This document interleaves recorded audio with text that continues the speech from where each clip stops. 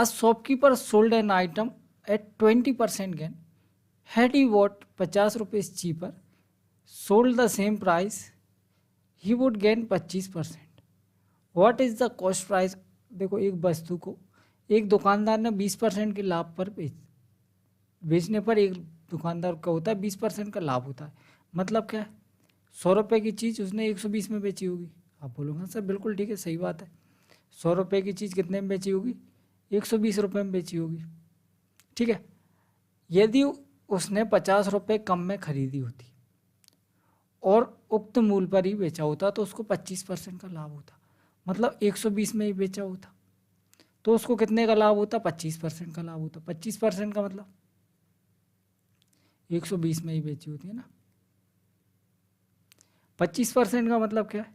आप बोलो सर 25% का मतलब होता है 1/4। मतलब 4 रुपये की चीज़ कितने में बेची होती? 5 में। 5 की वैल्यू है 120, कितने गुना है? आप बोलोगे सर देखो 5 दूनी 10 और 5 चौको 20, 24 गुना। तो ये इसकी वैल्यू क्या आ जाएगी? 24 गुना 24 चौको 96। ठीक है, बिल्कुल ठीक है। मतलब प्राइस कितना कम हो गया? आप बोलोगे सर प्राइस सीधा सीधा दिख रहा है 4 रुपये कम हो गया। और क्वेश्चन में बोल रखा है क्या? 50 रुपये कम हो गया। 4 की वैल्यू 50 कितने गुना? 25 12.5 गुना। ठीक है, तो कॉस्ट प्राइस क्या हो जाएगा? आप बोलो सर 100 था, 100 का 12.5 गुना 1250, 1250।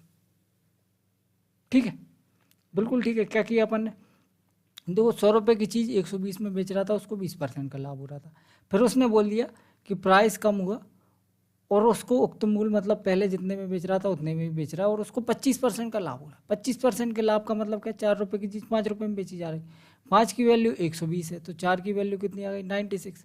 अब अपन ने देखा यहाँ से यहाँ कितना अंतर आ रहा है? 4 रुपये का या 4 यूनिट का अंतर आ रहा है। क्वेश्चन में बोल रखा है 50 रुपये का अंतर आ रहा है।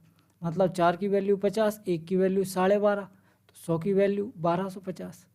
D option correct answer. ठीक है।